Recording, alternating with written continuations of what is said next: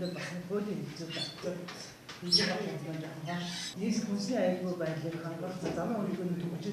Нийслэлийн засаг даргын 2017 оны 2 дугаар сарын 1-ний өдрийн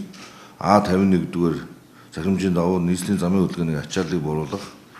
иргэдийг түргэн шуурхай аюулгүй зорчуулах зорилгоор дараах арга хэмжээнд авч хэрэгжүүлж байна.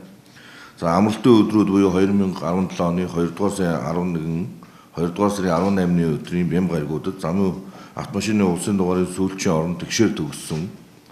2017 оны 2 дугаар сарын 12-ын 19-ний ням гаригуудад автомашины улсын дугаарын сүүлчийн орон сондгоо тоогоор төгссөн тээврийн хэрэгслүүд замын хөдөлгөөнд оролцох зохион байгуулалтын арга хэмжээг авлаа. За автомашины улсын дугаараар хязгаарлагдсан тээврийн хэрэгсэл дугаарын хязгаарлалтын өвлийн бүсчил дээр Сапорогийн уулзуураас 5 ширээ уулзуур хүртэл замд 10 цагаас оройны 20 цаг хүртэл замын хөдөлгөөнд оролцохыг хязгаарлаж байгаа. За Чингэлтэй дүүргийн нутаг дэвсгэр байрлах хүчит чонхор худалдааны төвийн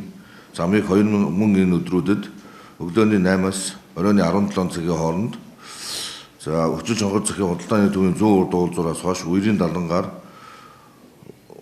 хойш чиглэл үерийн далангаас судал төв рүү явдаг замыг нэг чигийн хөдөлгөөнд оруулах зохион байгуулалтын арга хэмжээг авч ажиллаж байна. За автомашины улсын дугаарыг хязгаарлалт тогтоосон амралтын өдрүүдэд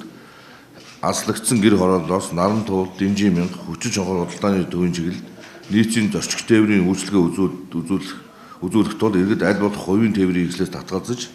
нийтийн тээврийн хэрэгслийг сонгон зорчихыг зөвлөж байна. За төвлөрсөн зах худалдааны төвд рүү чиглэсэн автозамын хөдөлгөөний ачааллыг бууруулах зорилгоор төвийн 6 дүүргийн нутаг дэвсгэрт мах цагаан эдээний өргөтгсөн худалдаа зохион байгуулагдах тул